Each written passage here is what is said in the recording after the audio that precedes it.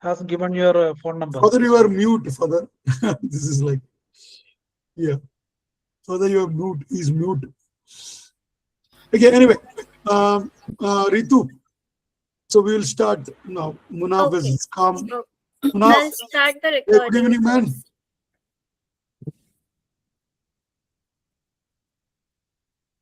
Munaf ji. Yeah, hello. Yeah, Hello. good evening. Hello, hello. Yeah, thank you so much for coming. So Yeah. I welcome all of you. This is International World Museum Day. So Imtiaz Ali was trying to tell me, sir, let us celebrate. It's a wonderful opportunity. We all might have gone to museum earlier days, as Fatima said. She has visited quite a lot of museums, but museums are, certain things which is already gone by. So it's so nice. So I remembered Munaf's attempt to rejuvenate School of Social Sciences museum project. So I wholeheartedly remembered you. That is the reason I really want you to chair it. So Professor Baishali has introduced me to Rituparna, who is very much interested trying to study museum. So Rituparna is coordinating this particular event as well as today's function. So I wholeheartedly, on behalf of Center for Folklore Studies and Center for Folklore Studies and Research from Kolkata, I invite Rituparna to, get the scenario. Over to you, Ritu. Thank you, sir. Thank you so much. So I have already shared my screen. Please let me know if you all can see it. Yeah, it's visible. Okay, great. Thank you. So, hello everyone. I am Rituparna Roy. I will be the moderator for this session today. And thank you for joining in the celebration of International Museum Day, organized by the Center for Folk Culture Studies, University of Hyderabad, and Center for Folk Culture Studies and Research. The International Museum Day was first introduced in 1977 by the International Councils of Museums, or widely known as ICOM, to promote the important role of museums in cultural exchange and peace across borders and also among diverse communities. So today we are gathered to highlight and celebrate the same spirit through discussions surrounding the significance of museums and their collections, specifically regional and local museums in building cultural identity. And with us, we have two distinguished speakers today. First, we have Dr. Fatima Bilgrami, who is a fashion educator at the Bilgrami Academy of Design in Hyderabad. And as our second speaker, we have Father and Dr. Ignatius Payapilli. He is the founding director of the Modern Art Archdiocesan Archives and Catholic Art Museum in Ernakulam, Kerala. We also have Professor Shaik Abdul Munaf as the chair of the session today, and he is an associate professor at the Department of Anthropology, specializing in archaeological anthropology and prehistoric archaeology at the University of Hyderabad. So before we move on to the presentations by our expert speakers, I am going to give you all an overview of what regional museums actually are and how they play a key role in preserving cultural identity, memories, and heritage. So regional and local museums are the ones that actually collect and exhibit the objects, materials, stories, and history of a community based in a specific geographic area. It can be a city, it can be a town, or a village anywhere in the world. Regional museums are based on the documentation of memories, narratives, practices, and identities of people and their culture. Here you can see the image from the Telangana State Archaeological Museum, which has paintings, which has sculptures from the archaeological excavations of the region. So for regional museums, there can be a diverse range of collections that a regional or local museum can hold. It can be the historical collections of the region, as well as natural history or archaeological collections from archaeological excavations, art objects, craft and folk cultural materials, agricultural materials as well, or agricultural tools, local traditional knowledge, languages, and also collections related to them, and many more. So these are the more than material artifacts. They represent a deep sense of belongingness and connection to the cultural identity. They preserve the collective memory of communities by reflecting their history, values, and also everyday lives. Such spaces act as living centers of local heritage, where social and cultural practices continue to be maintained and shared across generations and also future generations. Through language, art, music, traditions, communities express their identity and sustain their culture in this present day. For example, these stone vessels from the Museum of Himachal Culture and Folk Art were once used to cook food for a longer duration because they take time to get heated up, and also because of the climate there, the food is also kept warm for a longer period as well. And so for preserving tangible history, regional museums play a vital role by safeguarding physical evidence like the material culture of the region. They help document forgotten methods and traditional practices as well, transforming historic knowledge into visible and accessible memory. Through cultural documentation, these museums connect present generation with their heritage and also with their cultural identity.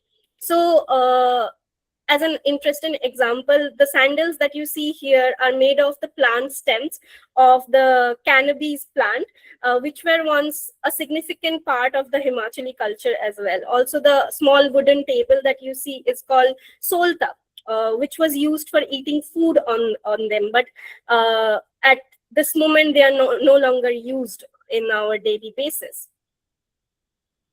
So regional and local museums are also equally important in preserving intangible heritage, which survives through people, practices, and shared traditions. They help protect languages and dialects, traditional craft techniques, also medicinal knowledge, folk songs, music, dance, rituals, and festivals that define a community and its identity also.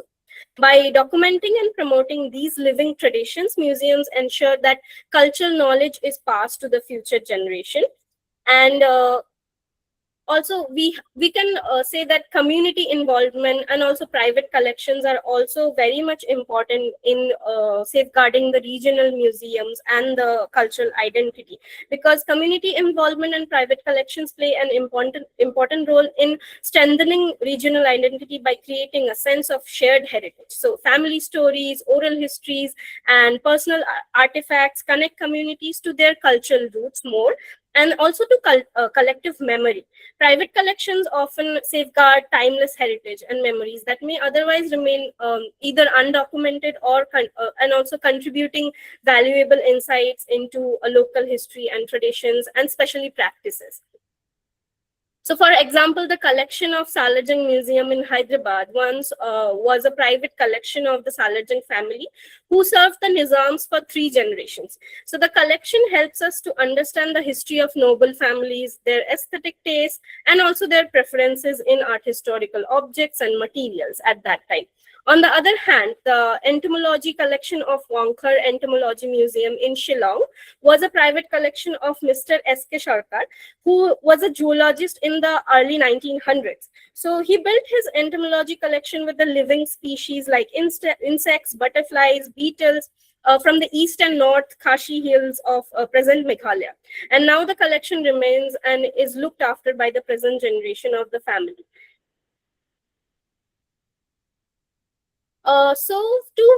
For the future of preserving local heritage in the local museums lies in building more digital archives and creating detailed documentation of cultural traditions, historical materials. Also, we must put efforts to focus on preserving traditional methods, skills, practices, and family archives that carry valuable community knowledge more by encouraging community participation and also developing inclusive cultural spaces like heritage preservation can become more accessible and meaningful. Also, educational and interactive activities play a key role in protecting cultural diversity and introducing it to the future generation as well. So this overview I wanted to give before we move on to the next presentations. And now I will just stop sharing the screen.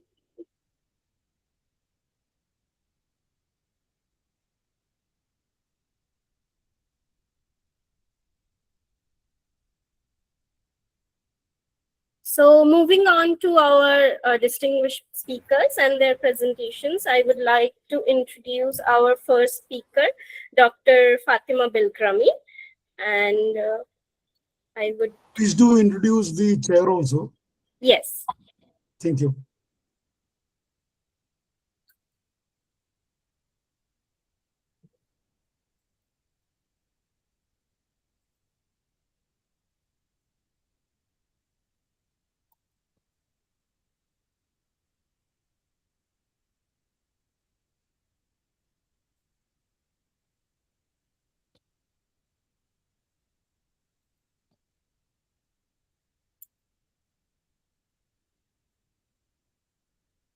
Ritu, you are mute. Ritu, you are mute. Oh, yes, yes. Please Can do you hear me now? Yeah. Yeah, okay. yeah. Okay.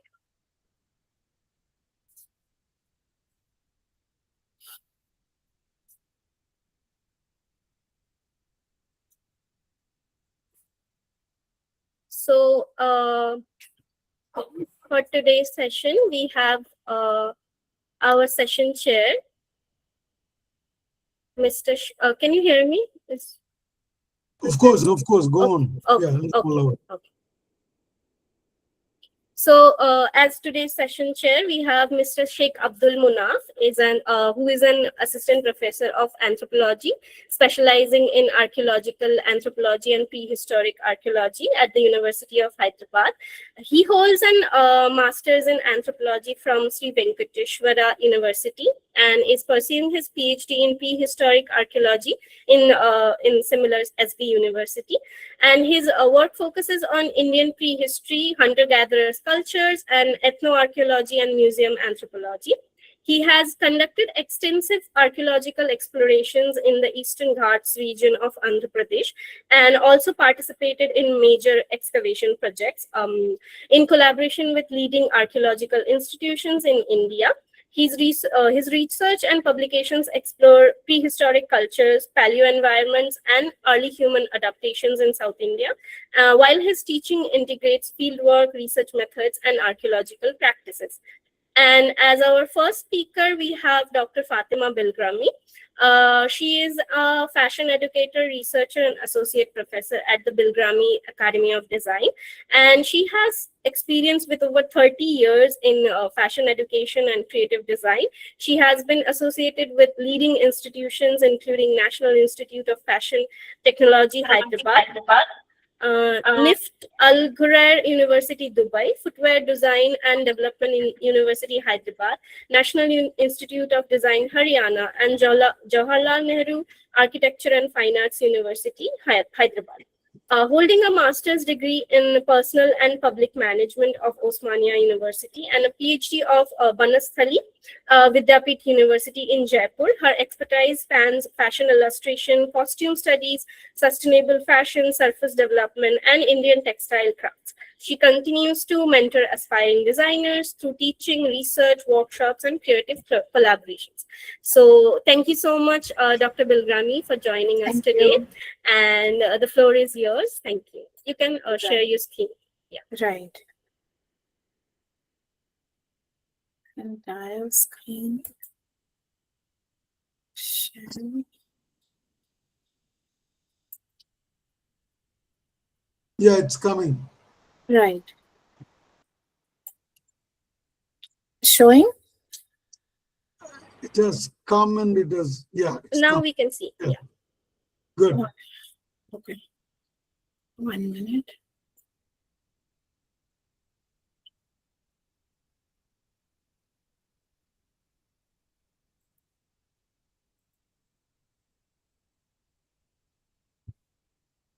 Okay, so this was an interesting introduction, actually, of the rest of the speakers and participants. And so I'm basically not a, I don't know how to start, actually. I've been teaching for several years, and I've been like really crazy about, art design, costume craft, and all of that. And somehow that led me to very interesting, interesting profession I took up. So I briefly write my journey here. So there was a lot of there were a lot of moments of observation, and I spent a lot of time at the museums in Hyderabad. And I had done my psychology in at Nizam College, and I loved painting and art. And while going to these museums, I realized that I would go there early in the morning and come leave the museum at 5:36, and all the people in the museum, especially at Salarjung Museum, they knew me. And then later it so happened that I happened to come across NIFT, and applied there, and I got through NIFT.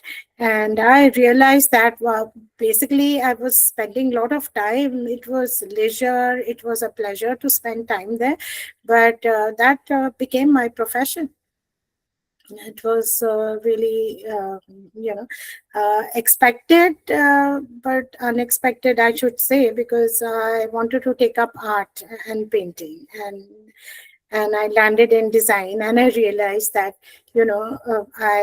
I'm in the right profession, because I do so many subjects which involves everything in art, design, architecture, innovation, costume, textiles, and all of that.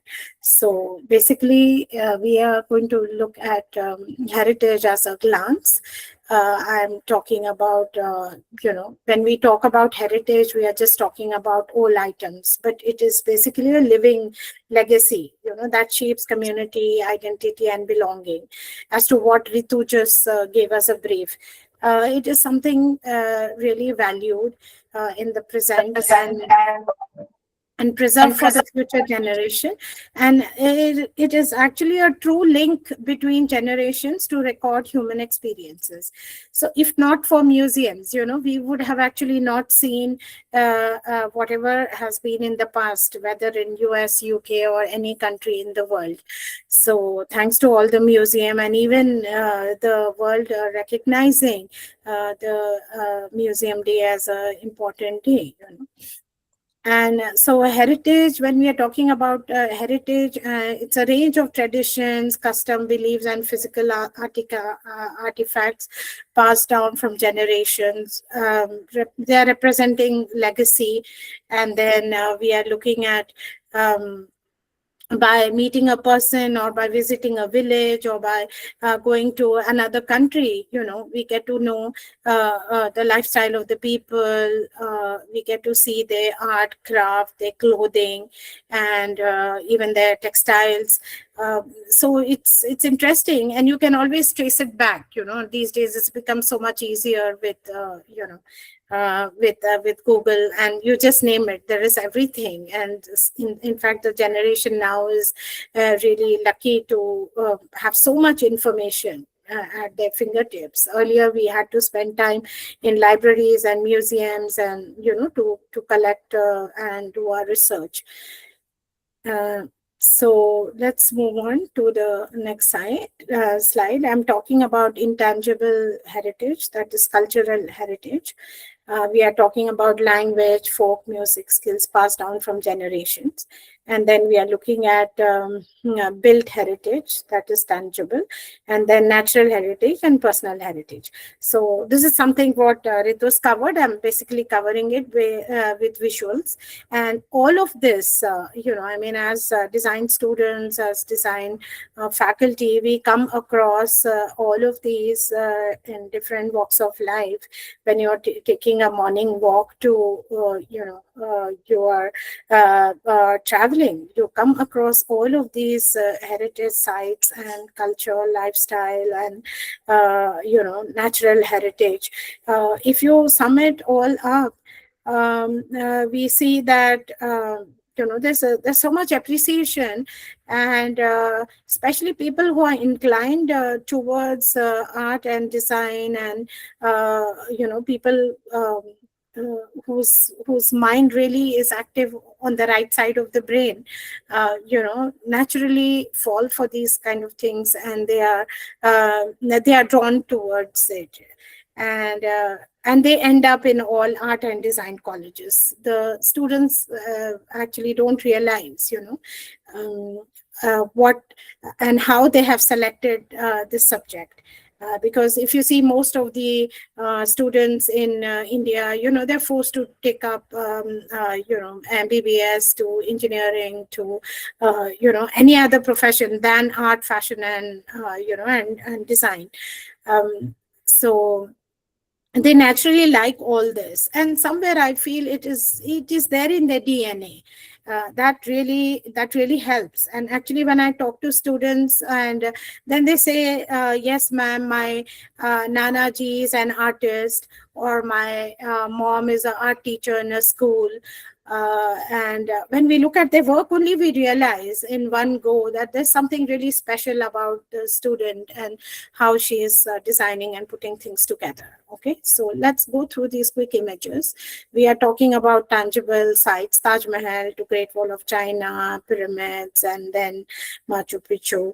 All of these sites. We are looking at the historic center of Rome. We are looking at Angkor Wat and Great Barrier Reef. So all of these, as design faculty, especially with in fashion design, we have worked with all of these heritage sites as inspiration, and looked into the color, texture, style, clothing of that era, and translated it into costumes. And basically contemporary costume, and even some theater and film costumes. So we are looking at intangible heritage, and which has a lot of cultural influence. Of course, music and folklore is really popular in India, and I think with the technology and technological development, one should be actually capturing that through videos, and every state should be active in bringing the folklore dance and dance practices and music recorded. Earlier, we saw a lot of these folk dances, music, and all that in movies, especially in Hindi movies. You have the folk dances in the background. But my question was, is there anybody who's recording all this? Especially the state government should take, this further. And I think they are trying, but I don't know how successful it is. Then we are looking at tangible heritage buildings. We are looking at India's 43, now I think it's 44 UNESCO World Heritage Sites. We should be proud about it, and really, very interesting. I've been to most of the sites, and it's really amazing. And especially in Ahmedabad, and even in Bhubaneswar, these sites need to be taken care of, and they need to fix the buildings, and they need to take care of it, because it's just going breaking up with the weather conditions. Then we are looking at World Heritage Sites in India, the most visited heritage sites we are all aware of, and I've visited most of these, and especially like Humayun Tomb, and taken a lot of inspiration from there, and got garment collections together. Then we are looking at other World Heritage Sites. We are looking at natural heritage, that is again UNESCO sites which are outstanding, and they have universal value, and they talk about outstanding, exceptional natural beauty, and the whole unique ecological process is very important, and it attracts a lot of tourists, and they are very rare formations also. And these go under biodiversity and are used for scientific studies. We are looking at heritage sites from Himalayas to Western Ghats to Sundarban. It's really awesome. I mean, the Himalayan National Park to the Sundarban and even the Western Ghats being so picturesque. So every state government needs to take care of their heritage sites and make the most of it. I've been around to Sandakpur and Nepal side for trekking and all of that, and I think it's really amazing. I'm really so sorry about the pixelated images. I put the presentation together really quickly today only, and we are having juries at NIFT, and I'm sorry. Yeah, I realized that this a pixelated image. Sorry. Yeah. Then we have Hangji National Forest Park in China. Amazing image. Of course, abroad they really take good care of all their heritage sites. Then we have the Niagara Falls and Mount Fuji in Japan. Now, this is what really interests us, and we can relate this really well when we are talking about personal heritage. It can be, passed down from your parents, your grandparents, and their grandparents, and Indians, especially, as we are a lot attached to, even furniture, not just the iconic images. Like one of my sister has a dining table. It's of course made of teak wood, which is almost like 35 to 40 years old. And it's a huge dining table with where we can have 12 people, sitting at the same time. So we are attached to furniture also in India, which is, I mean, it's nice, but it's become a trend now. So whatever we did earlier, grandfather's rocking chair or grandmom's, dressing table, dressers, and all of that. So it's become a trend now, but we actually hold on to those, heritage pieces. So these are some iconic images. And here we are looking at, okay, so now let's go on to, there are some terms that kind of overlap.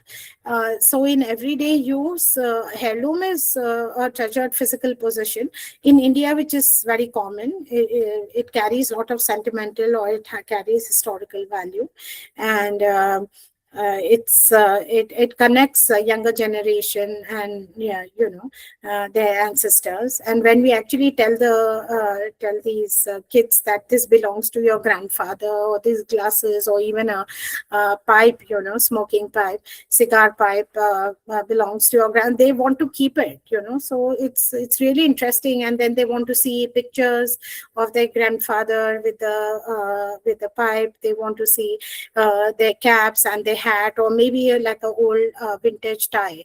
So it's nice. They get associated with them, and talking in terms of their features, look like that, and they even want to take pictures of that. So it's good, and I think we do a lot of that, and we have a lot of physical possessions that hold a lot of sentimental value. So we are looking at vintage jewelry, we are looking at precious, semi-precious, costume jewelry, watches, silverware, even religious books, and of course clothing, handmade quilts, etc. Especially with clothing, I myself, and I think in every home, all of us have, our grandmom's saris, and we have our grandmom's jewelry, and then they in turn have their grandmom's clothing. And if you even go to craftsmen, they have their photographs of their grandparents who got married like way back in 40s and 50s, and they even show the old saris they wore. So it's quite common, and in India especially, to hold on to our heirlooms. And we should be proud of. And I think in India, every home can have a small mini museum of all the collectible items. So these are some of the personal heritage images from silverware, jewelry pieces, and even like you will, in every home we will find a whole cabinet full of clutter, which every piece says its own story, and they say this belonged to so and so. We have vintage photographs and all that. So that's a very typical image of a clutter, saved by moms or even grandmoms. And I really like to see all of this, and even listen to the stories they have to share. Here again, we have these personal heritage. So if we begin to spot these things at home, we'll find so many such images, whether they are puja, diyas or plates, or very vintage mirrors. Then, so now what's very interesting is that at home, from museums to travel, and then I landed in NIFT to study. And after my studies, I further took my studies in FIT New York, and there I happened to visit a lot of museums in USA, and it was great exposure and a major contrast as to how, because I spent a lot of time in the Salarjung Museum, where while I was researching, I came across books that are not even available now. They're out of print, like talking about Indo-Saracenic, architecture. Of course, that's in now, but some very, very ancient costumes which we never heard of. And that's how my whole journey, started. I started liking costumes. So the subjects I do are all of these. History of costume, of course, in different semesters. Costume, fashion forecast and transporting. When we are talking about forecast and transporting, we are talking also about heritage pieces now. And when we talk about heritage pieces, we are talking about sustainability in fashion also, which is like really the buzzword now. And then, of course, Indian Western design traditions and architecture. That's very interesting. It's not done a lot in detail, but we do study, because when we relate it with costumes. And then we have costume studies, research. This deals with a lot of research is done while we are looking at, costume design for theater or even for movies. Then wearable art and exploration, and especially when we are doing editorial styling. While we are doing editorial styling, we want to represent an era, whether it is a Baroque or it's an Egyptian era, and we are giving, like the neck piece, which is inspired by Egyptian, jewelry, all of that. So, history comes in very handy here. History, painting, art, sculptures, reliefs, all of that. And then mood board development and value addition. So value addition, of course, we use the term as embroideries and surfaces.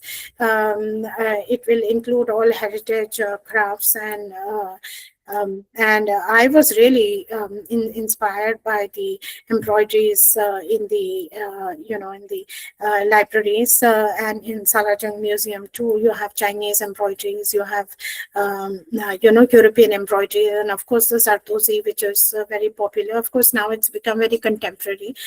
You have fake Zardozi also these days.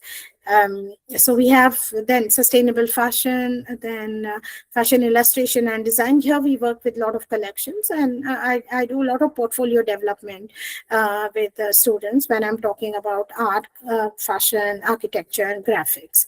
So these are my subjects. I really like teaching here. And then all of it is related, and it just ends up there in the museum, so it's fun. I never realized that my visits and all of that, and fashion is one thing that is very, what should I say, it just covers everything. It'll include craft, textile, embroideries, making of that particular craft. And these days it's really in trend to look at bringing in craft and talking about originality, and talking about heritage pieces from different countries have become a trend. And many designers have been inspired by India time and again, whether it's textile or it's our Banarsi saris, even jewelry like Chanel. We had Versace, we had Jean-Paul Gaultier. He had come to India a long time back, where he was actually inspired by Holi, and he had a lot of prints of gods and goddesses on his shirts and t-shirts. But one has to really be very, very careful, especially when you use iconography and, pictures of gods and images. Later, there were some other designers who had used some such thing, and then there were a lot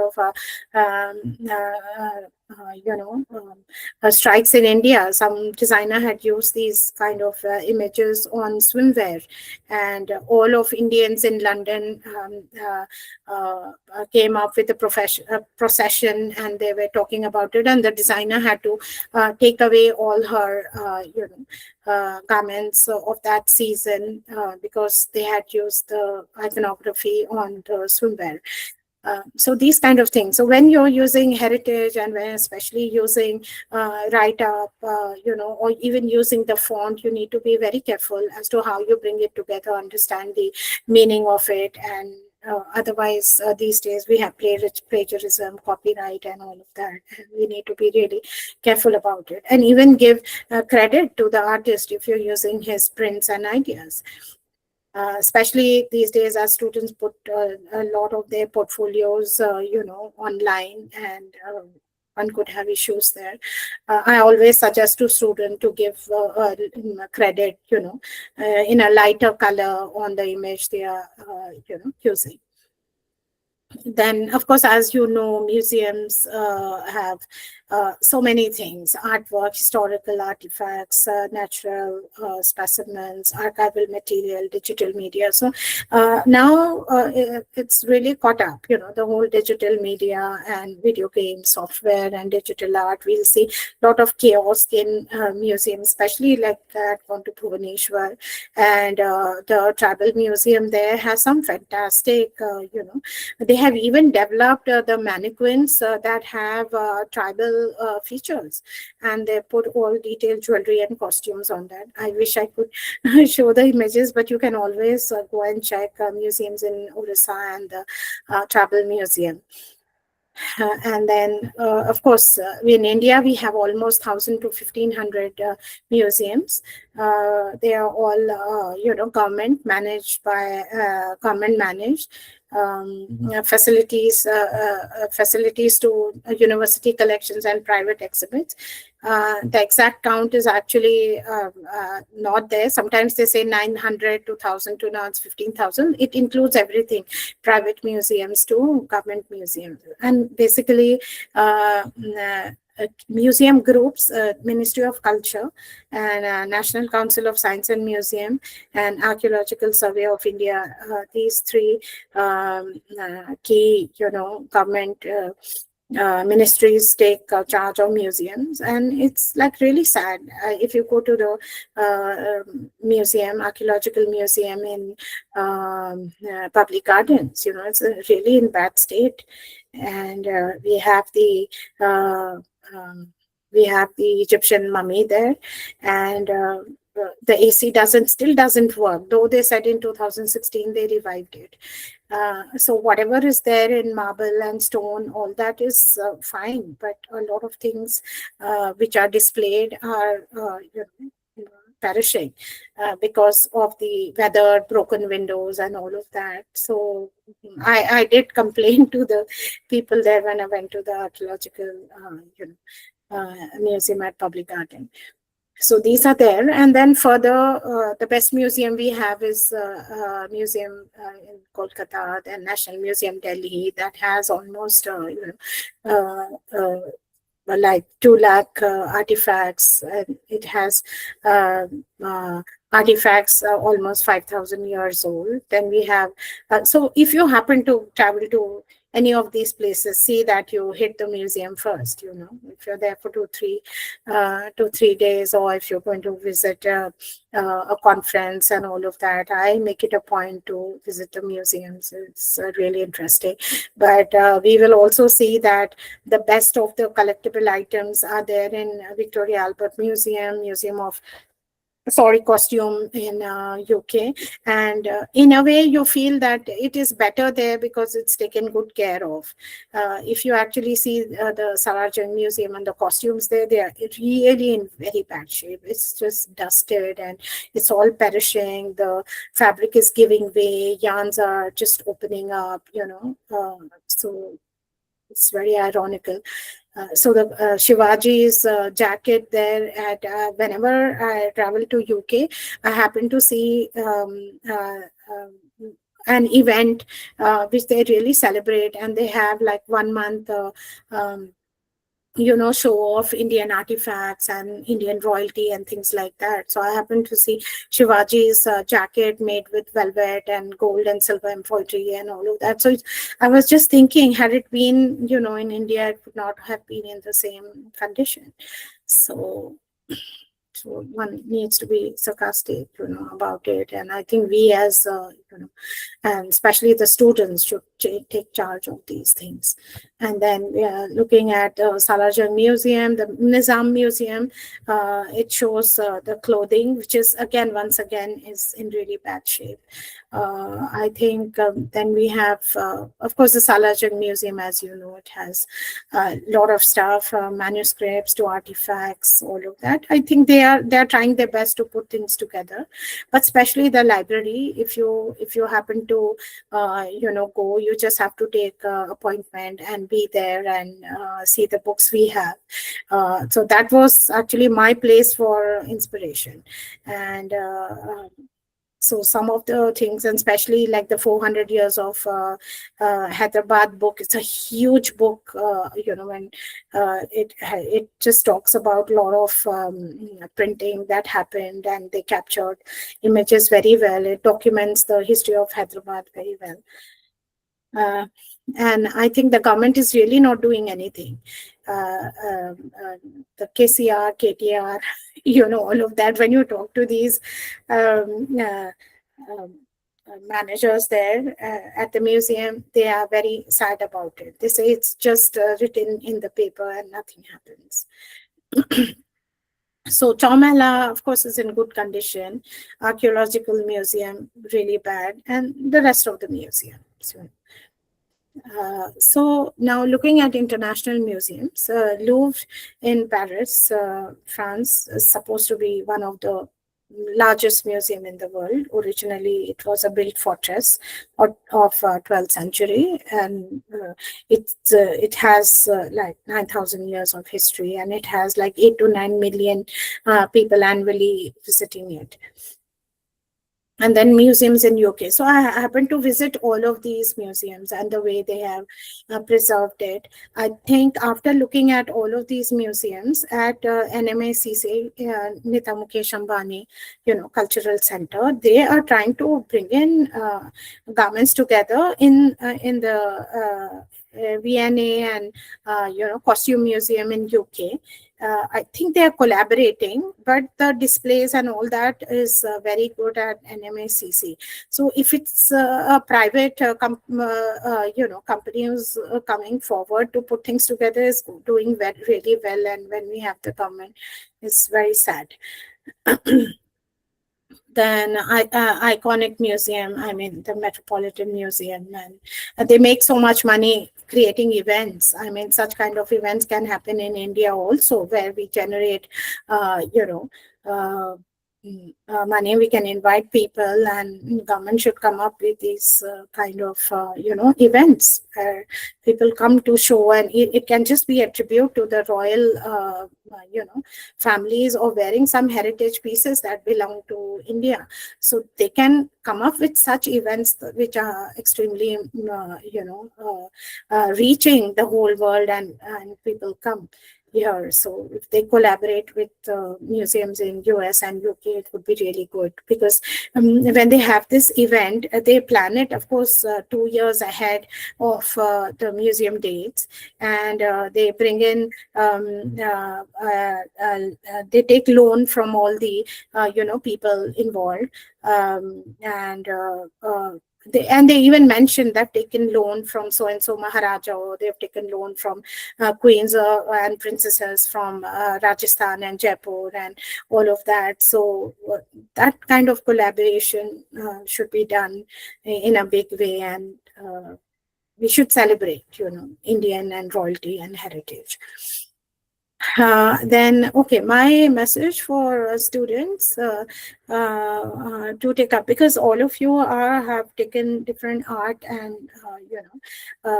subjects, design subject, folk, culture, cultural studies, and all of whatever your subject in terms of art and literature. I would actually suggest that you should study museology. And there are quite a few institutes in UK, and you can always go to some of the best postgraduate programs in museum studies, do some of your masters there, and you can actually, once you do your masters there, you can do your PhD. The university sponsors you for PhD. So whether you are an artist, a painter, but you can specialize in that, whether or you're studying archaeology, and you can take it further and then come back and give back to your state, So out of these, I think we have a lot of connections with this Glasgow University, and one should go study there. So this was an important message for the students. We have museology studies, Jolly, if you would know, but nothing like going studying abroad, So while I studied at FIT in New York, and while I was there at London also, I realized that the kind of exposure you get abroad, nothing like it. And if we bring that kind of exposure and our heritage and lifestyle, culture, craft together, I think we will be the most happening country in the world. And then and talking about my subject and looking into just the shapes and silhouettes of each of these costumes. So a lot of silhouettes are of art and architecture are reflected in clothing also. So if you see like Egypt, the shanty men are wearing, and even the women, they wear calasiris.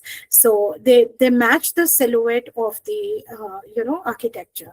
So this one can really go do research in detail, and we do that, and they have a lot of texture, pleating, even cutouts on the pillars, and then you see that they have a lot of pleating also happening in their costumes. Then further, if you see Greek and Roman, you see the Greek and Roman drapes that match the architectural style once again. And then further Baroque. So if you talk about the Baroque architecture and you look at the silhouette of the architecture, so women are wearing these panniers, which is basically a very wide metal underskirt, and they draped the costume with almost three layers of garments, and they have the engagement sleeves, they have the ruff, and they have this, hairdo, which is made of flour. On their natural hair, they would put a flour, atta that is, and spray it with that, and have this hairstyle for quite some time. And then embroideries, which was, of course, done in India, a lot of Sardosi work and all of that. And then you will see that the interiors and the exterior and the silhouettes also match. So here we study a lot of comparison between the shapes and silhouettes of women of a particular time and how it reflected the clothing style too, and especially it matches with women. And even if you talk about the Gothic architecture, the steeple heads and the tall buildings, they match the Gothic women costumes and the headgear they wore.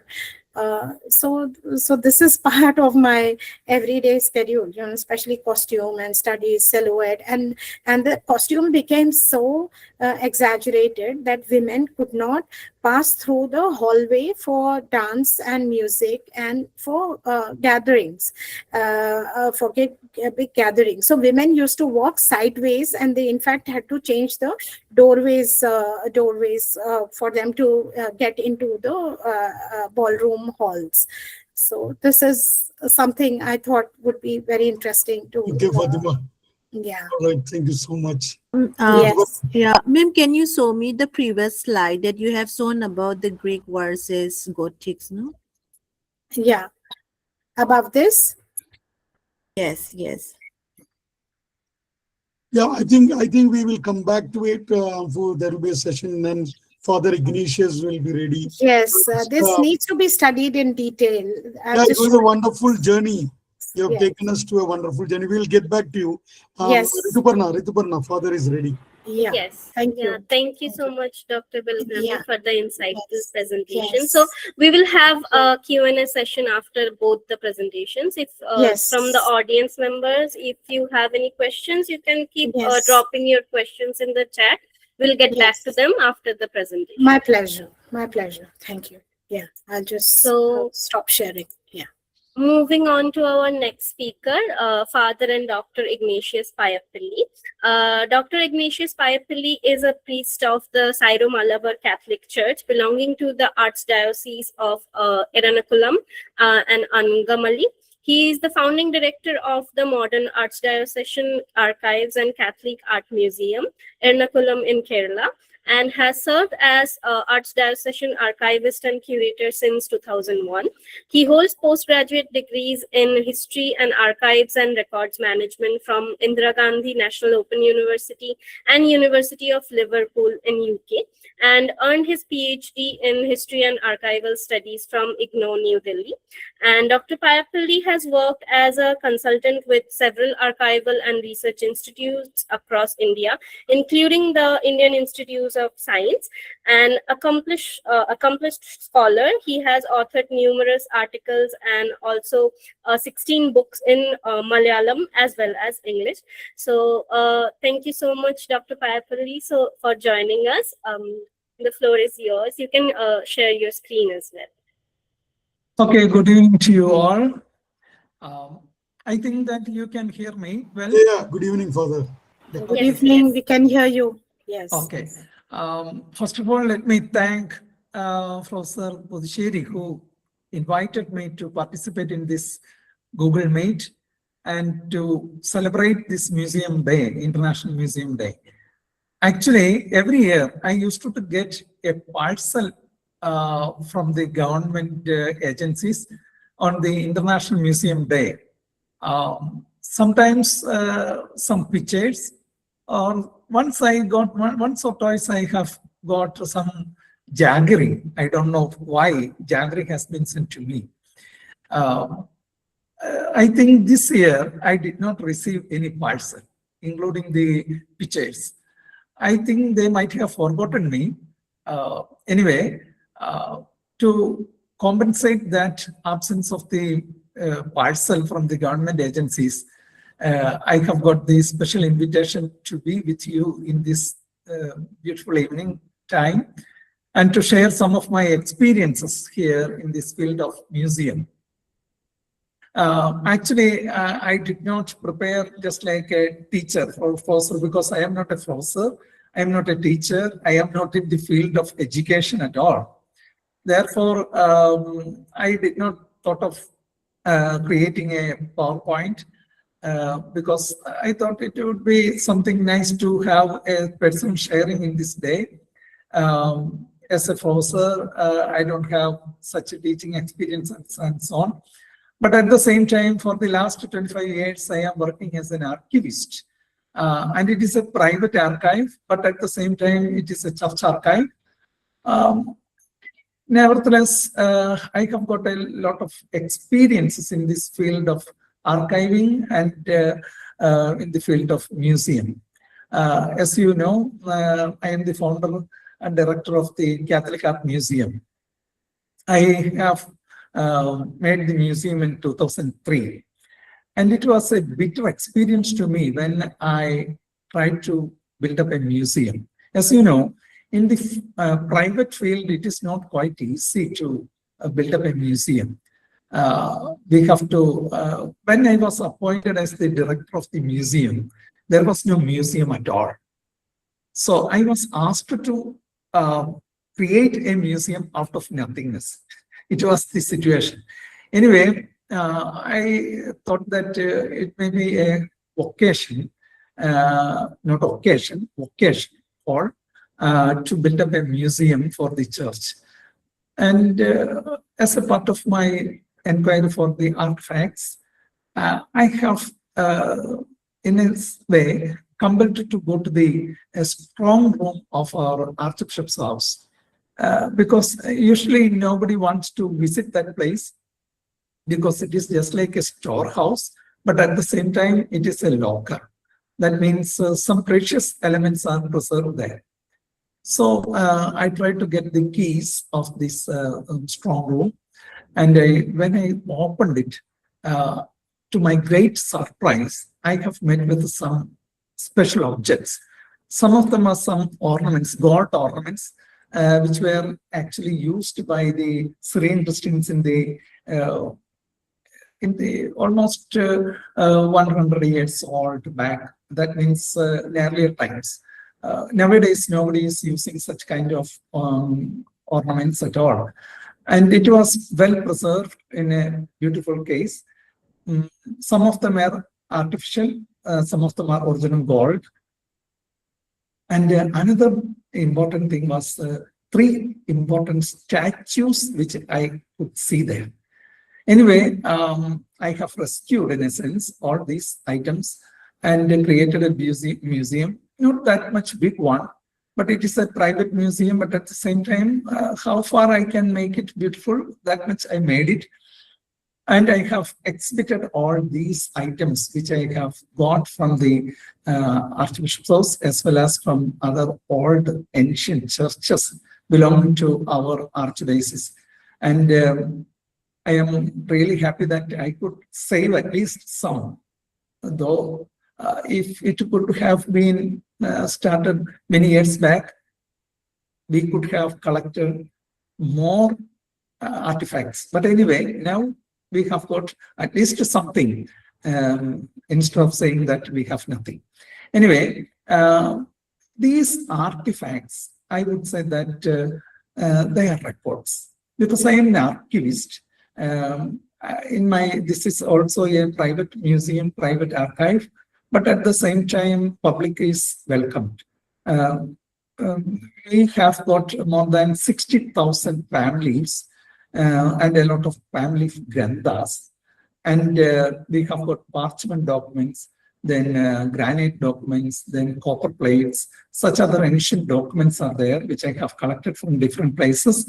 And people were happy enough to hand over all these materials because they knew that these items will be well preserved in the archive and also in the museum. So that I could save all these kinds of materials, and I look at all these things from a historical point of view. And above all, these are rich treasures which can be preserved for the future generations.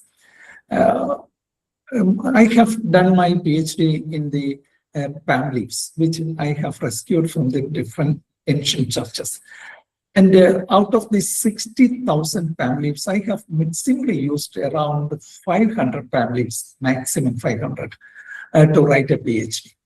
I think many PhD thesis work can be written out of these kinds of palm leaves. But the only difficulty is that usually students, researchers, they cannot easily read it. So reading these kinds of families, they have to learn how to read. For that, we should know what is the nature of families and the way of writing, the usages, and many other things. For example, a lot of symbols are used in the families. And the one who wants to make some kind of research, they have to learn at first the symbols and also the way of writing. And then, because very often they write all the words together, we have to separate each and every word. And thus we have to familiarize with the material, familiarize with the matter and the situation and the place and so on. Then only we can make some kind of research. And during my research, I thought of focusing at the artifacts which I have preserved, which I am preserving in the museum. And I think I shall show you three important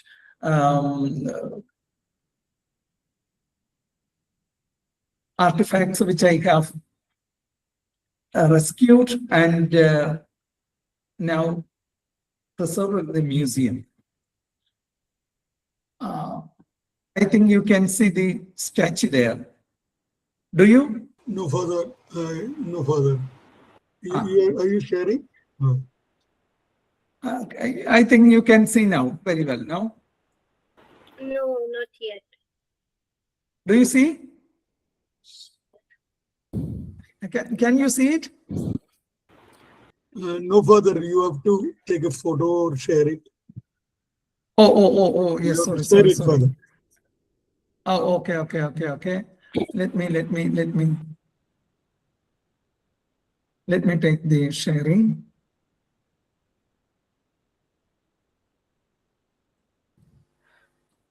I suggest further you first open the file, then you can share.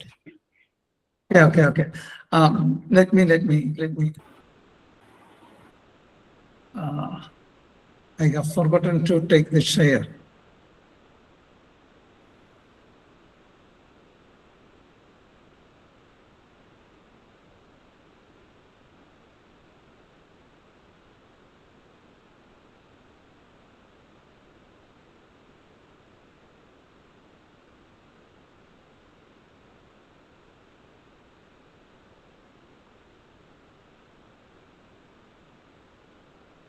You are on mute.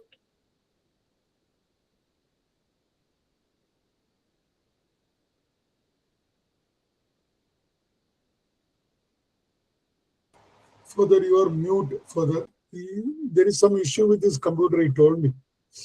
You are mute. Further.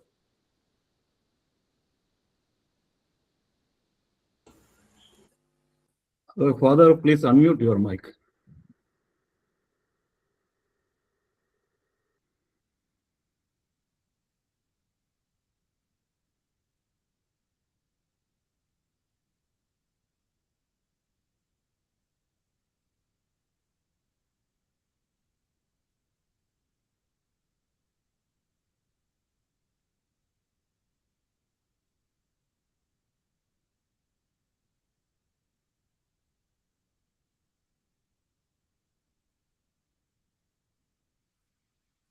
Oh, now can you hear me? Yes. Yes, we can. Please continue. Yes. Something is wrong with my network. So far it was okay. Now something is going wrong. I don't know why. Anyway.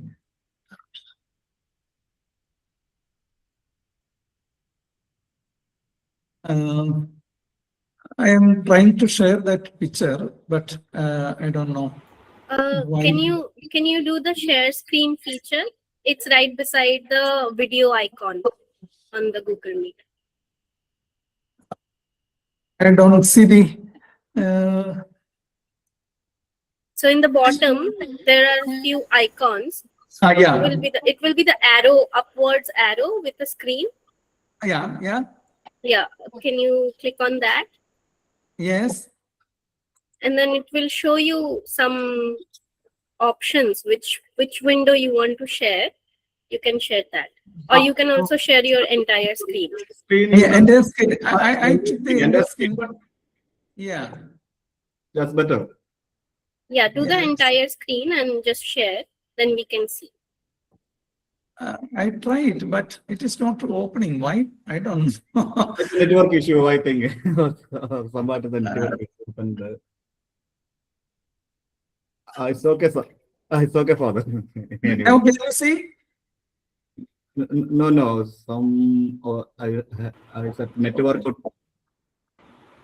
Your technical issue will be there. Some technical issues are there. Are your images on phone, Father?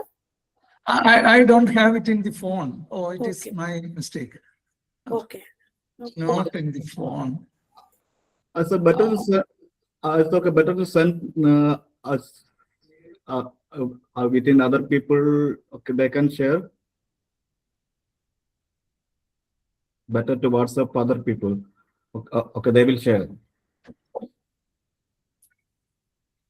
I am looking for the share, but I don't see it. What happened? I don't know. No issues, brother. It is in the bottom line. You can see an arrow. with Father, the- after the video icon, there is After, an after the arrow. video, I saw the arrow. Yes. I saw the entire screen. It's not coming. I think. Click on entire screen. So, father, better to share. Okay, you are the Jolly sir number there. Okay, you are the. It's Don't- not there in the phone. That is the issue. Oh, that's It's it. not in the phone. It's in the computer. No problem, Father. You please keep talking. Don't worry. Okay, please continue. That's better. Oh. Oh, I prepared Can a you show imagine? showing you. Something presentations. It is not working. And it is not moving. I don't know why. Is anybody there with you, Father? No, nobody is there in my room.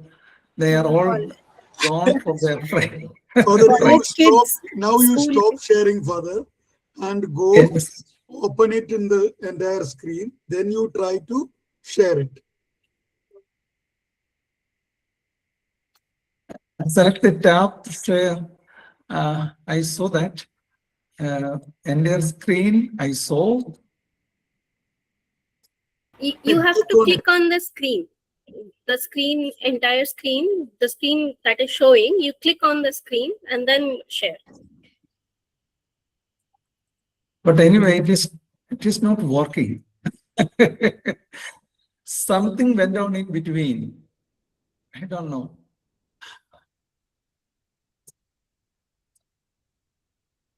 Very poor.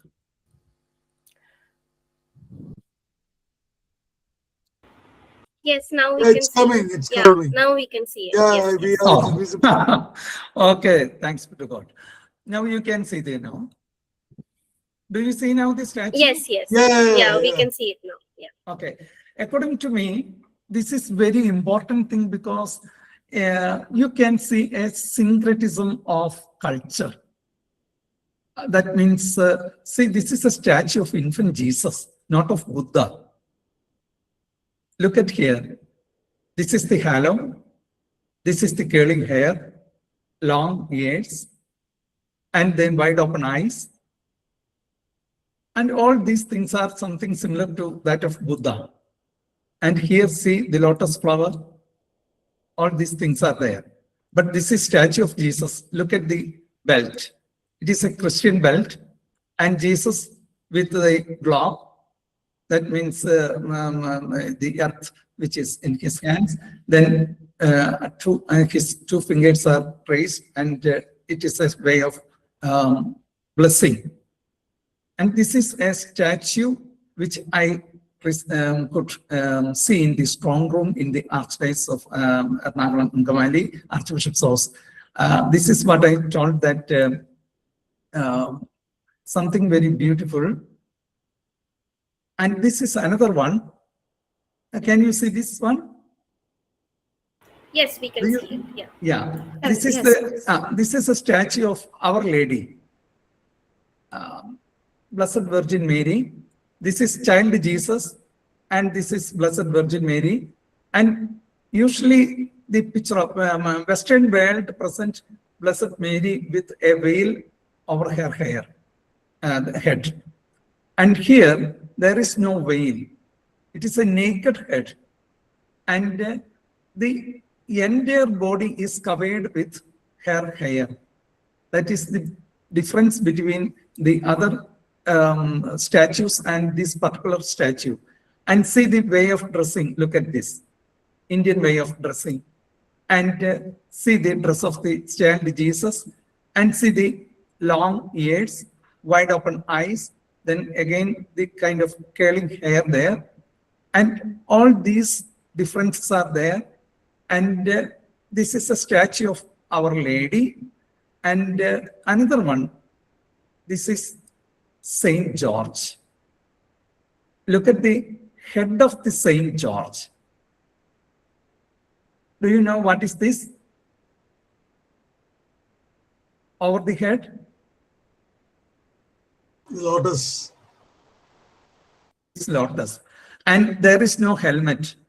Saint George is always depicted with a helmet over the head. But now here there is no helmet at all. But this is a cloth, and over his head there is lotus. And see his wide open eyes, long ears, just like that of Buddhist art. And this is the belt of Christian belt. This is Byzantine belt. Then see his dress. See this one. These are all Buddhist. And see this, the princess here, her dressing, her long ears and everything, something very similar to that of the Buddhist art. And all these things represent a kind of similarity between the Christian culture and culture or art and the Buddhist art. According to me, this is a kind of syncretism between the Buddhist culture and Syrian Christian culture. And also, in the absence of a lot of records, that means written records, these kinds of artifacts can be used for a lot of research and make conclusions. And I started my museum in 2003, and more than 6 or 7 articles are already written by the foreigners, those who have visited the museum and took these images, and they made a comparative study about the Christian art and the Buddhist art and the syncretism between these two.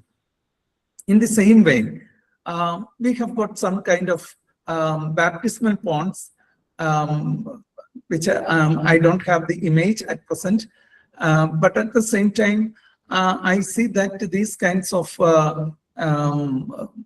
artifacts can convey a lot of history. Therefore, I see these kinds of artifacts as records, because I am an archivist. So automatically my mind will be going to the artifacts just like an record. In the absence of written record, these kinds of artifacts can give a lot of hints to the history. And you may be able to see in the old and ancient churches in Kerala, a lot of artifacts in the churches. And unfortunately, very few churches have got these kinds of artifacts, and a vast number of them are being destroyed by the people not knowing the value of these things. And even today, there is a tendency of destroying all these kinds of artifacts and even the ancient churches, and to build the new ones. And there is also a tendency to destroy the ancient documents. Not purposefully they are destroying, but at the same time, we have to say that it is purposefully destroyed, in the sense that not knowing how to read it or what is the matter in it, they simply discard it and sometimes they destroy it. And as you know, whatever that is written on the palm leaves, it is not easily read, and the people think that it is useless thing. And very often these things are land deeds or day books or some kind of contract deeds and so on, and they don't have any value according to them. Therefore, they destroy all these things. But according to me, these things can create a lot of history. That's why I told you that the palm leaves which I have used, they are day books. A good number of them, vast majority of the palm leaves are day books. But at the same time, these palm leaves can convey a history which we have to extract from the same. In the same way, these kinds of museum artifacts, they are unique. In the museum which I have, it is actually a small museum. But at the same time, the artifacts which I have in the museum, they are very important in the sense that they are unique. And they have to convey a history to the people, those who come to that museum. Another example, in front of the Catholic Art Museum, there is a tombstone, which I have rescued, in a sense rescued, from an antique shop at Mattancherry. He's an antique dealer, and I don't know from where he has got it, this tombstone. He was not ready to reveal it. But at the same time, it is a Hebrew one. And I wanted to save that Hebrew tombstone. And I asked him, and he was not ready at the beginning to sell to me because he wanted to sell it for a higher price to some Jews. But at the same time, since it was a granite stone, big stone, they were not ready to take it. And he was keeping it outside his shop.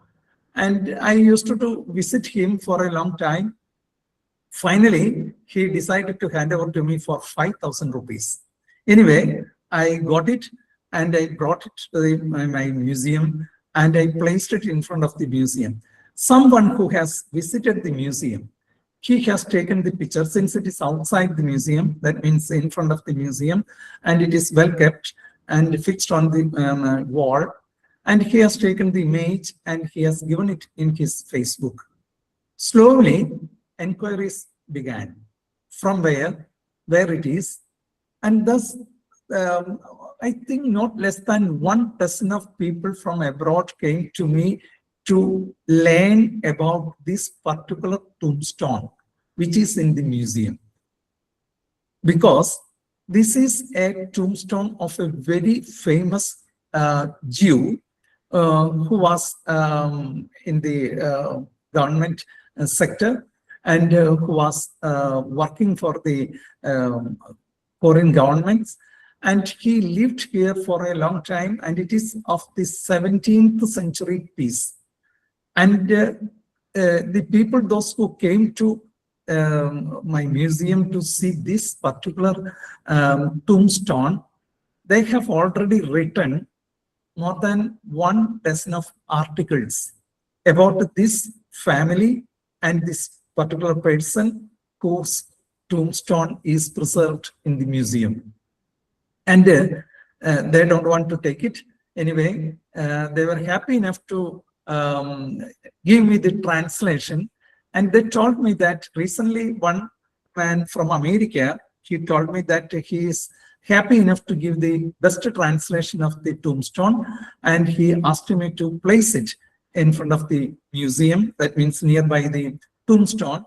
And he told me that this particular tombstone has to say a big story and history about this particular family who served the government. And the descendants of this tombstone, that means the man who has been buried in Kerala, they came to know about it. And they too contacted me, and I was really fascinated by these kinds of communications. That's why I thought of give the particular title, The Legacy of the Artifacts in the museums. And this particular tombstone itself has to say a big story. Then the 3 statues, more than 6 or 7 articles are already written about these statues which I showed you. And all these things show that each and every artifact in the museum is very important. Another thing, we can see a lot of public museums. That means in the government sector, in the universities or such other public institutions.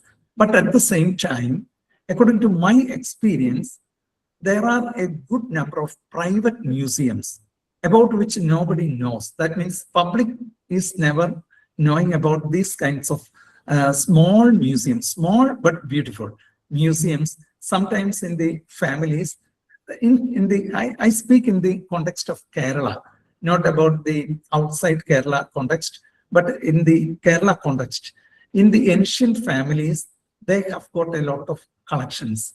And some of them are centuries old artifacts, and such kind of artifacts are never used nowadays, which has to convey a big story of the culture, or sometimes art, or sometimes history. And in certain families, when we go to visit the family, they might have exhibited these artifacts in the house, and they don't want to hand over to any museum because they see it their private treasure. And sometimes they speak a good story about the artifact which they have. And they say that it has got a story or history which they have to tell. And sometimes I can see in the family histories, people are writing about these kinds of particular items in their houses, which they have preserved well. At the same time, public is never going to know about these kinds of artifacts which are preserved. So someone who is doing his PhD or some kind of research, if they are making an attempt to see these kinds of private museums, I think they can write better research articles or even books about these kinds of artifacts preserved in the private museums and small houses, small museums in the houses.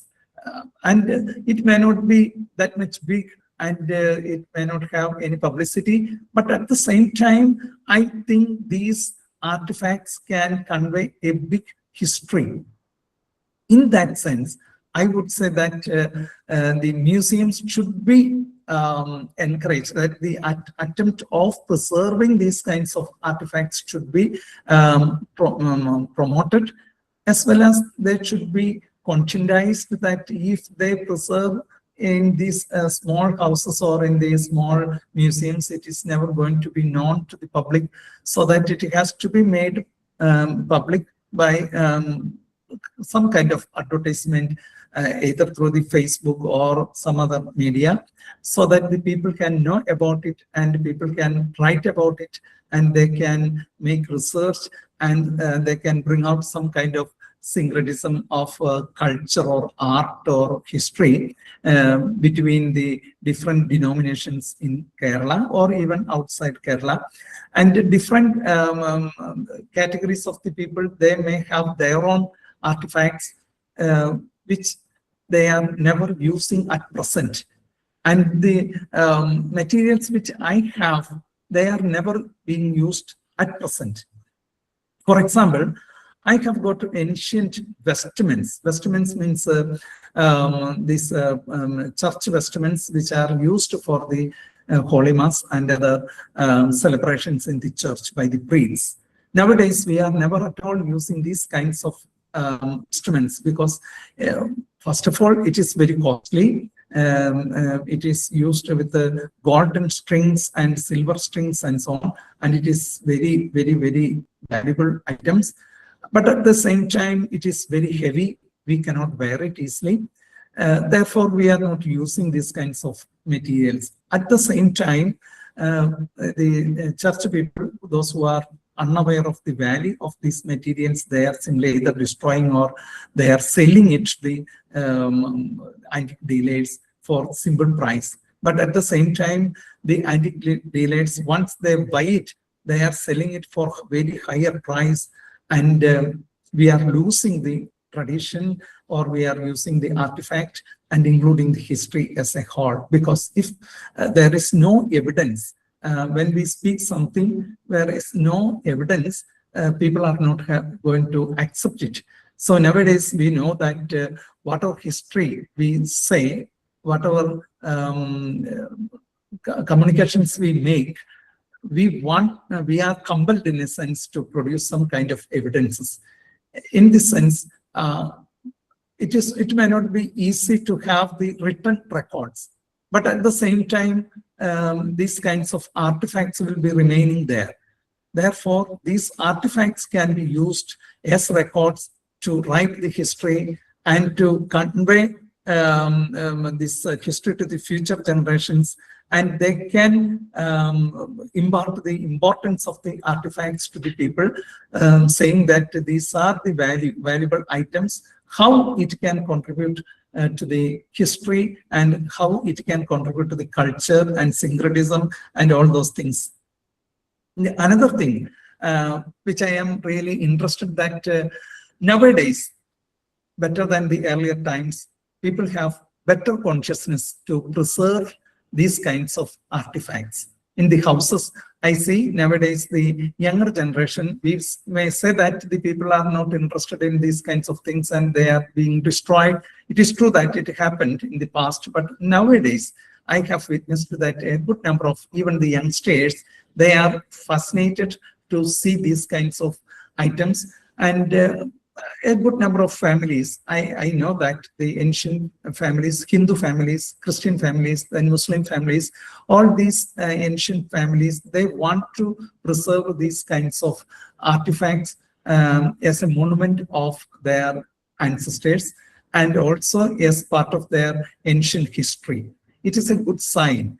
At the same time, there are people, those who are not at all interested to learn these things. Sometimes they may preserve, but at the same time, they may not be happy enough to show these items to the other people, those who are making research, or sometimes they may not be happy enough to publicize the items because some of these kinds of items are very valuable and they are afraid of theft. Therefore, they may not able to show it. For example, once I have visited a family, they have got a lot of ancient coins, and they did not allow me to take the photography. They told me that, Father, these are hundreds of years of old coins, and some of them are deciphered already, and they don't want to make it public because they are afraid of thieves. Therefore, they told me that to don't publicize, we will keep it as our personal treasure. That is also a problem. That means the public may not be able to see these kinds of things. But at the same time, as a good sign, they are happy enough to preserve it and they don't want to sell it. Anyway, I hope that in future, they may be handing over all these things to a public museum, or sometimes they will be allowing the people to come and visit and learn about these kinds of artifacts.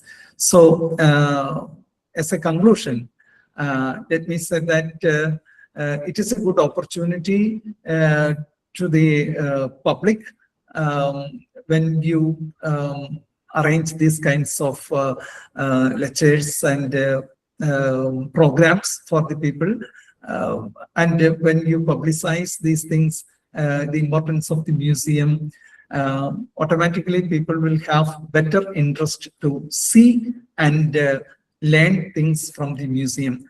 And let me conclude with my experience in the British Museum. While I was studying in the Liverpool University, I used to visit a good number of museums because I am a museum director.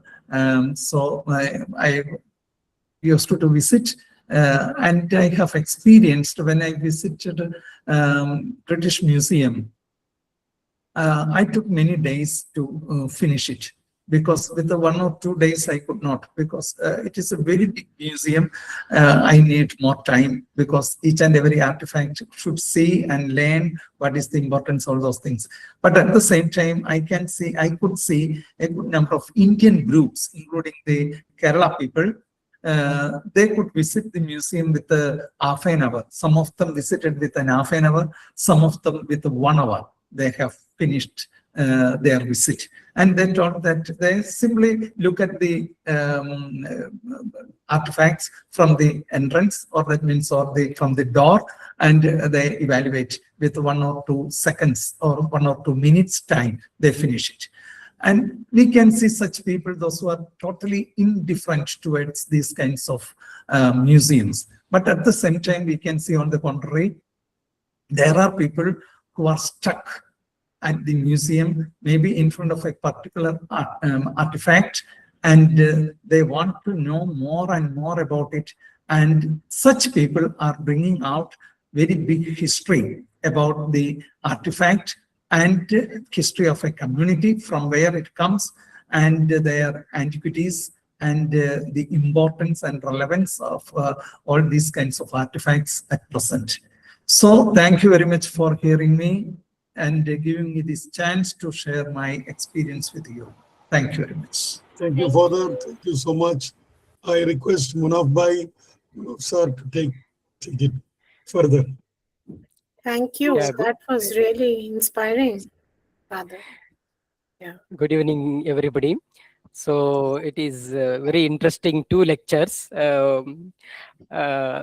Father, please close the presentation. Okay, Stop the okay, okay. presentation. Okay, sure. Yeah. So very, very interesting. Fatima ma'am has completely taken us into different aspects of heritage, particularly explain in detail about the personal heritage and the status of museums in India, particularly in Hyderabad city, and her journey. She narrated how she was interested in different aspects of design, etc. So it was very interesting and enlightening us about all these aspects. Then Dr.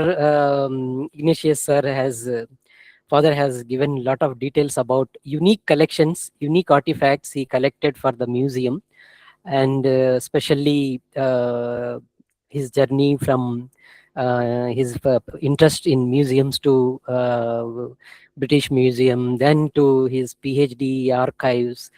So this is a very interesting aspect. So we are lucky to have both the speakers, and we got so much of details about the significance, importance of heritage and its preservation, particularly the personal heritage, and also the regional diversity in the museums. So it's very interesting aspect both the speakers has given. Before I take the questions for these 2 speakers, I just wanted to show you within 2 minutes what we do in University of Hyderabad in the Department of Anthropology.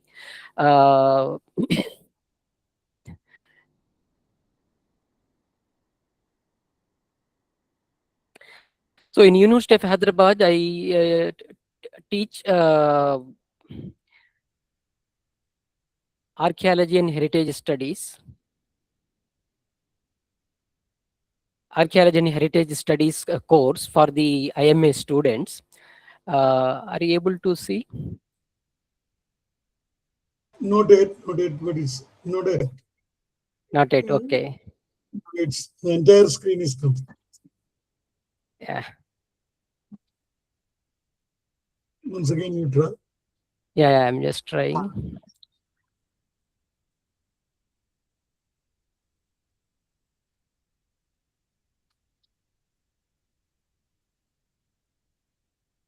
No. No, it still have that issue. Yeah, just I'm trying. Yeah.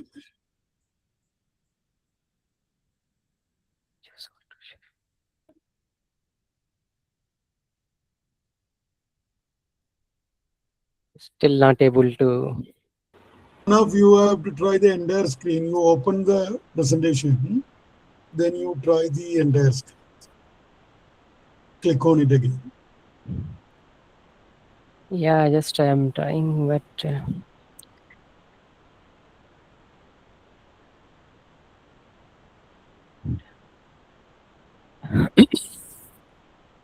yeah. Yeah, at the University of Hyderabad, I teach archaeology and heritage study to the students, both IMA students and MA students. Both the speakers has mentioned about the how we can pass this heritage knowledge to the younger generation, because they are the people who are going to take care of this heritage in future. So what we do during our this course, archaeology and heritage studies, so about 100 students, sometimes 150 students, they are enrolled in this course, and we take it them to our department museum. We have a small department of anthropology museum, you can see on the screen. So this museum consists of mainly the collection of prehistoric cultures, and also the ethnographic information which we collected from different tribal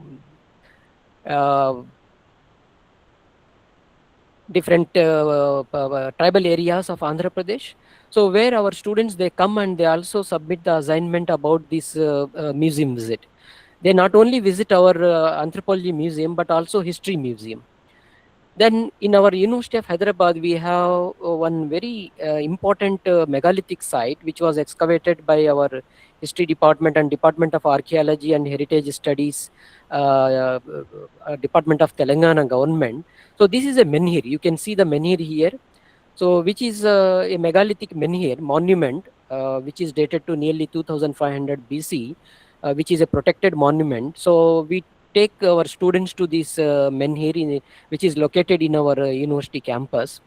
Then after taking to these two museums and menhir within the university campus, we also visit the Qutub Shahi tombs to understand the conservation, preservation, restoration aspects of archaeological monuments and sites. Not only that, I just wanted to inform Dr. Fatima ma'am that in Abbots we have a very interesting museum about the prehistoric cultures of Andhra Pradesh. So Centenary Heritage Museum. So this is a very unique museum where prehistoric cultures are exhibited in a very in interesting manner in the galleries. So we also take our students to Heritage Museum. Then we also move to State Museum, which also ma'am mentioned about Dr.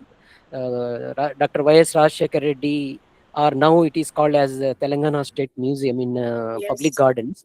So this museum is also a very unique, they also have a very unique collection, including Egyptian mummy and other collection. Apart from that, they have huge lakhs of ancient coins collection, which is also to be studied by the younger generation.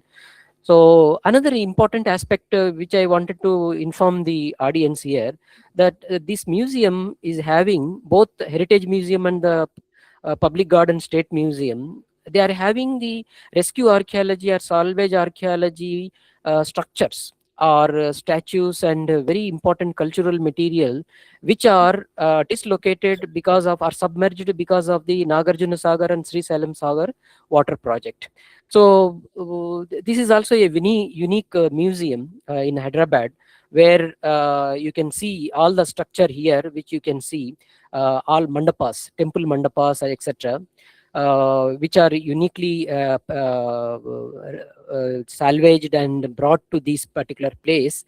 So this is how the students of our University of Hyderabad, they are exposed to this kind of significance about World Heritage Sites, then museology, and how it is important to preserve our natural heritage, cultural heritage, and also the personal collections, which father also mentioned about. It is the time to take care of all these artifacts, because it is going to be destroyed because of the ignorance or unwillingness to donate it to the different museums. So this is how I think we have to disseminate the information through different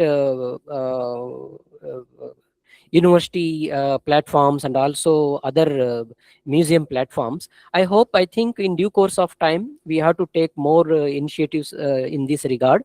And with this, I thank both ma'am and father for accepting our invitation.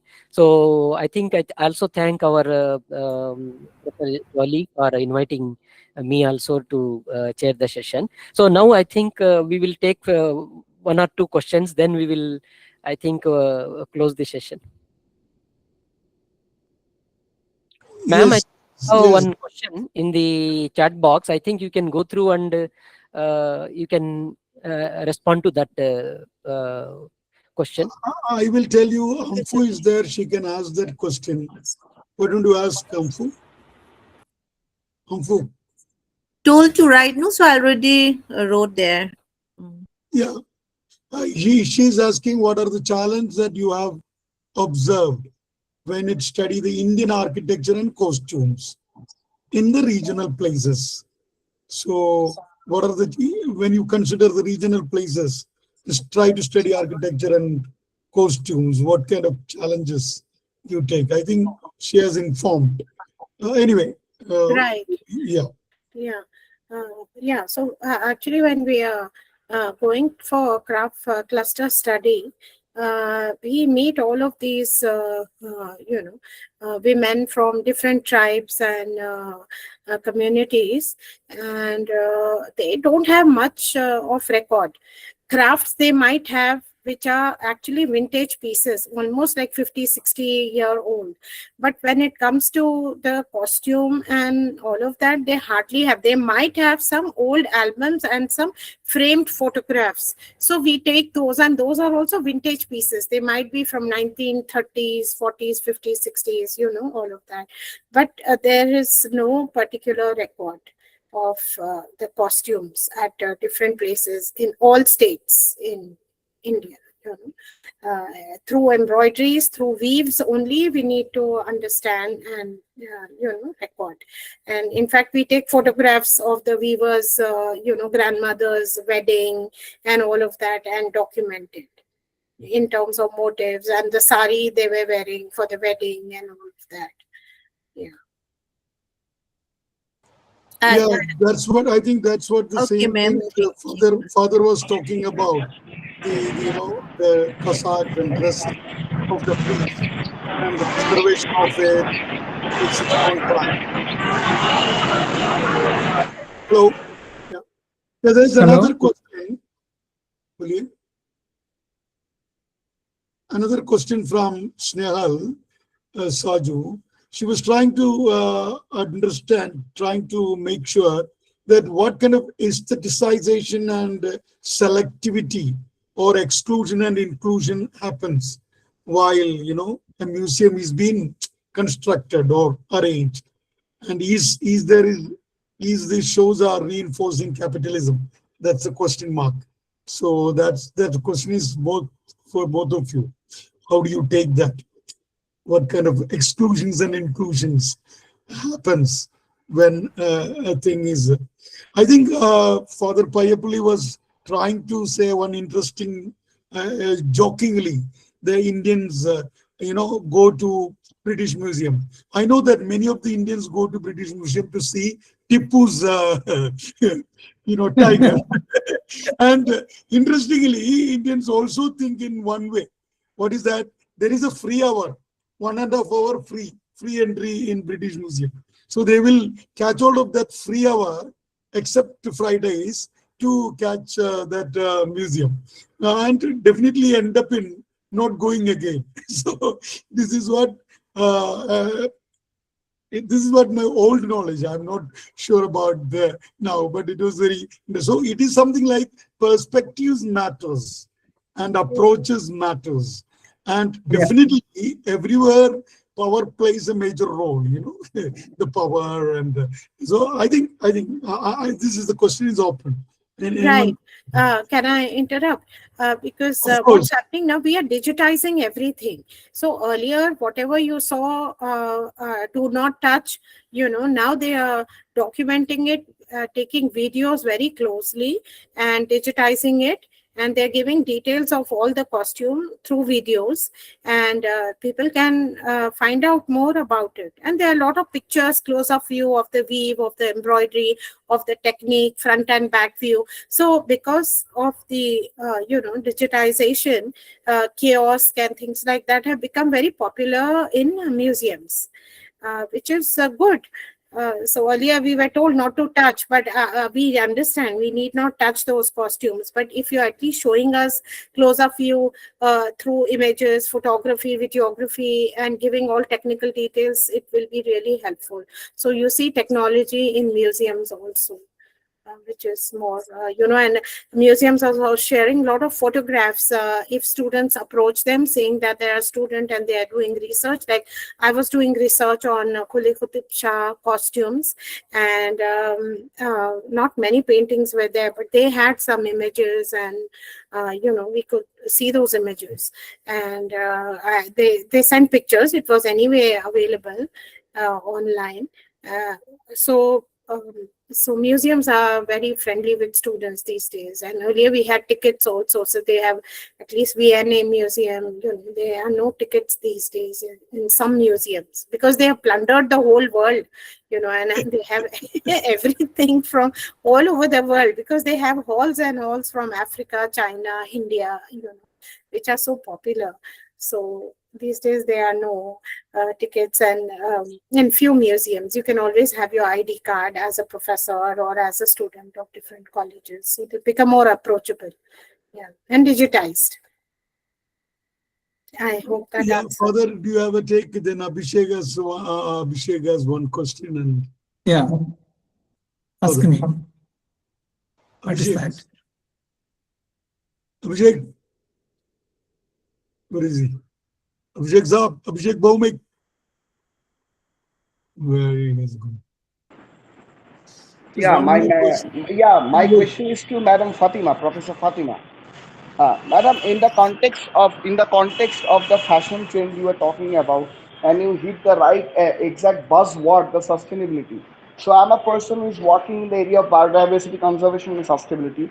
Recently, today I was visiting the Indian Museum where I saw the pieces of the taxidermy being preserved for the people to identify the species which were extinct and which are in the states of vulnerable as per the human interruption in the populations. So what I want to know exactly is that throughout millennia, animal hides have been, or the leather have been used to make clothes in the winter-prone areas, the frost areas, the snowy areas. But right now, in these days, we are using the leather hides to make luxury accessories like the Prada, the Louis Vuitton, and Armani Exchange. These are the brands where luxurious products of the hand purses and belts and different other things are being used as accessories. And another thing is that I'll be talking about the animal fur. Animals are being farmed, and their furs, their hides, and every part of the body is being taken out, and they are used to make different accessories and garments using the fur as well. So is it right now a case that due to the trend, the thing is going on in a larger extent, or there are No, it's not actually. It's not acceptable. People are not appreciating if you're carrying a crocodile skin clutch, or even if you're using a original fur around the collar. So people are not really appreciating that. Everything is for fur and for leather, and they are printing and trying to go very close to the original skin. So it's not in now. Yes, in the fashion industry. Very few brands use original skin. Of course, goat and sheep and other animal skins are popular, but the animals which are going extinct and all of that are not really appreciated. Even if you carry like a leather bag abroad, people are not very impressed with that. But of course, the luxury brands, still promote pure leather bags and accessories because they last, they last long, and they are they're just there. It becomes a heritage piece, a bag or a belt or any of these accessories made in leather. So I hope that answers your question. Yeah. Amfu, you have one more question. Yes, like my questions goes to fathers. I found very interesting when he was showing the artifacts of that Christ, then about those artifacts that he has shown on the images. One is about the Christ that on his crown, that the lotus motif, and as, as he mentioned that it was like it looked like the Buddhist art. Yeah, because like when we see about in the Buddhist art, is very much prominent in the early Buddhist art, like lotus as shown as a symbolic. But like according to my observation and what like father was telling to us, that the why in the Christ has so much that has emphasized particularly the lotus motif, like I'm just curious like on his observations. Yeah.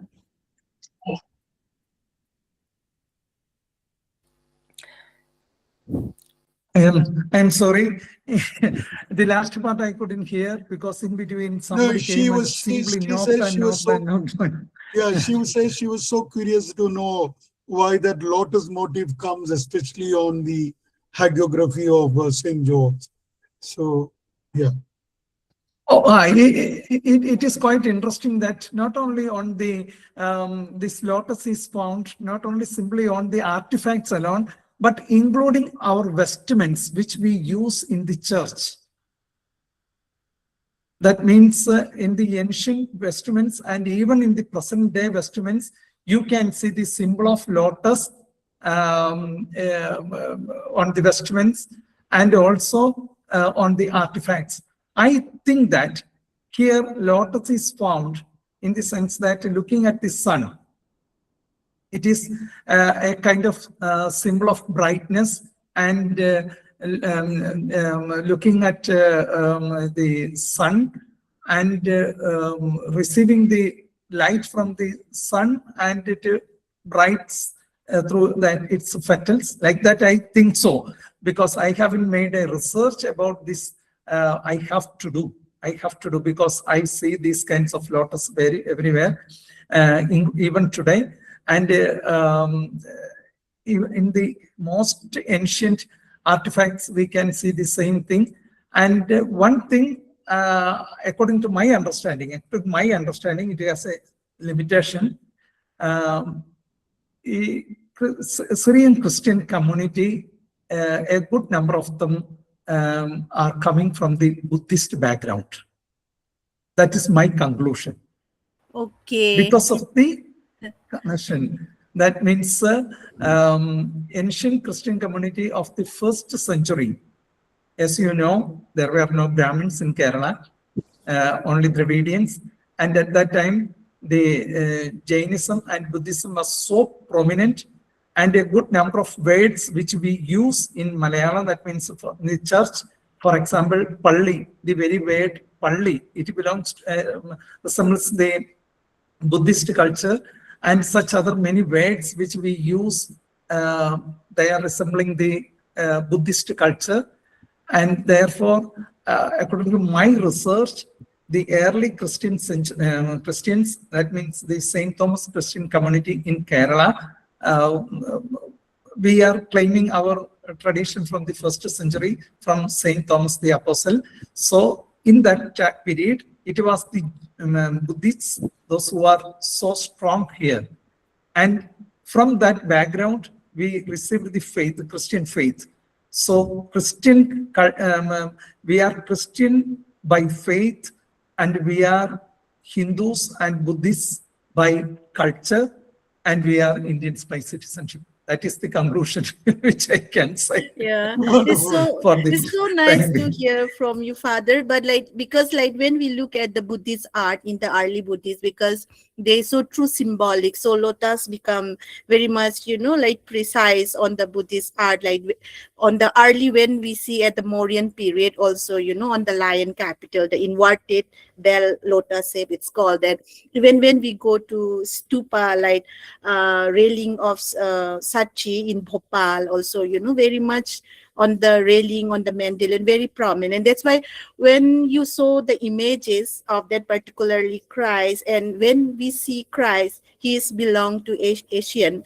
So obviously, so somewhere or the others, the connections will be there. And as you said in Kerala, that, like the earlier were Buddhists mostly, so maybe they brought to that in particularly, in the Syrian Christian, that as you has mentioned. Yeah, it's Yes, very, sure. very informative, fathers, and very much thank you to know about this information from you. Thank you. In my PhD thesis, when I wanted to write the thesis basing on the palm leaves, I saw this syncretism of Buddhism and Hinduism with the Syrian Christian culture. So when I presented my thesis in the National University, there my conclusion was this: we are Christian by faith, but we are Hindus and Buddhists by culture and even art, in art. And we are Indians by all means, by our citizenship, no doubt. That was my conclusion, and they gave me a good clapping for this conclusion.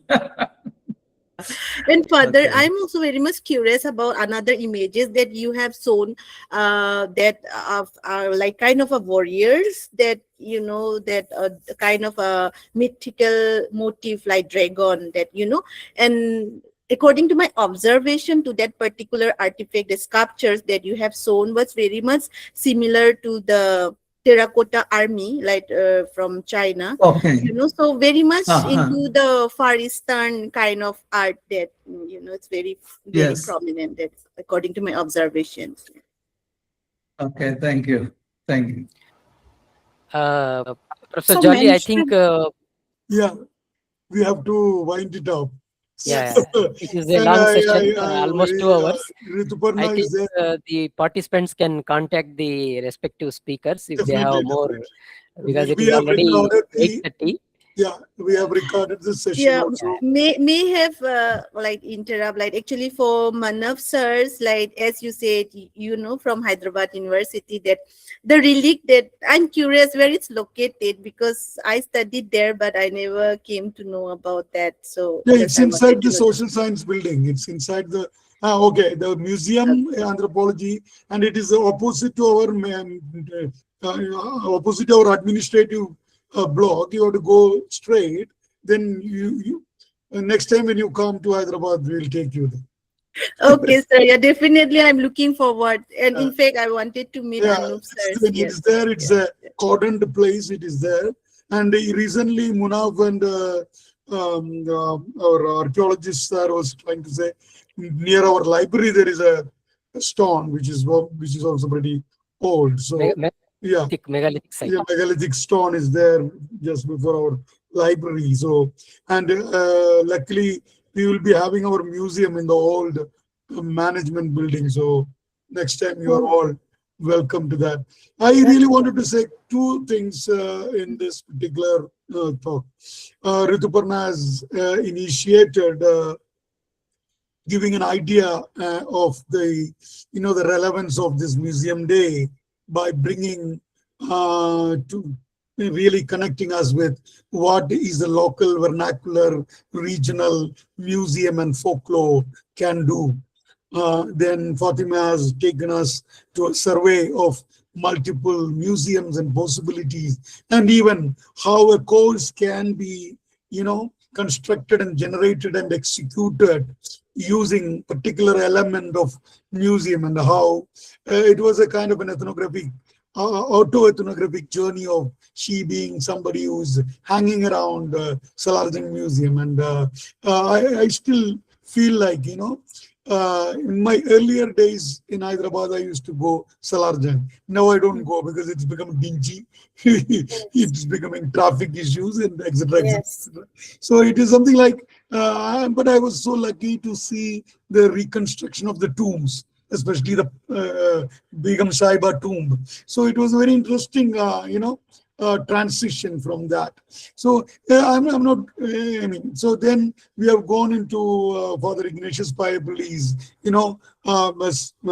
personal experience of constructing, conceiving, and, materializing a particular kind of a museum. And interestingly, finding out a haired Mother Mary. So it is something like a black matty for me. So it is a very interesting. And even as you rightly said, it's here the St. George is like the dragon slayer in the hagiography, is becoming a Ming warrior, something like that. It's very interesting. It's very interesting. And also that experiences a museum and an artifact has its life, its experiences. Fatima has taken us to personal heirlooms and personal, museums and family museums.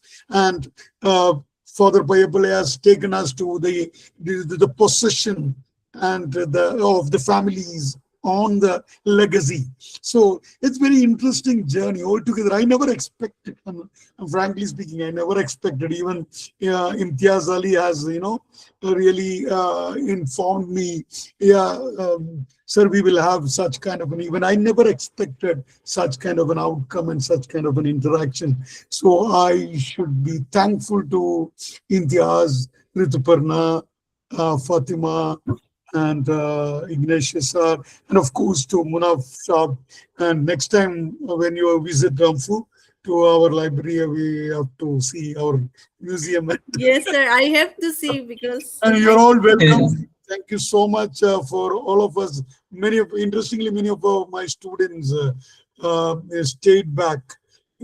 So I'm so happy to see Nijil. I am so happy to see Shivanarayana. I'm Soumya, then Gopika was there, then many of the people. Thank you so much. Thank you so much for spending your own time.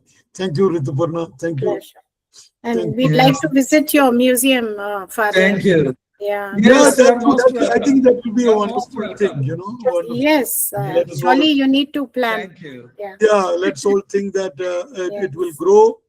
So the next section, Yeah. Father Father also given us a possibility, any student can take up with a little pain. There are a huge collection of palm leaves. yes, I'm very much interested, sir, that Father's collections. Next time when you go to Cochin, Yes, you are most welcome to come and see. Yes, sir. Yes, sir. Yeah, Yeah. good. Very Father, soon. she teaches in Jawaharlal Nehru University. She is an assistant professor there. Yeah, she teaches in JNU. So, thank you so much. Thank you, Rituparna. Thank you very much. Thank you so much. Thank you. Thank you. Thank you. Bye-bye. Thank you, Bye. sir. Thank you. Good night. Thank you. Yeah, good night. Good night. Good night.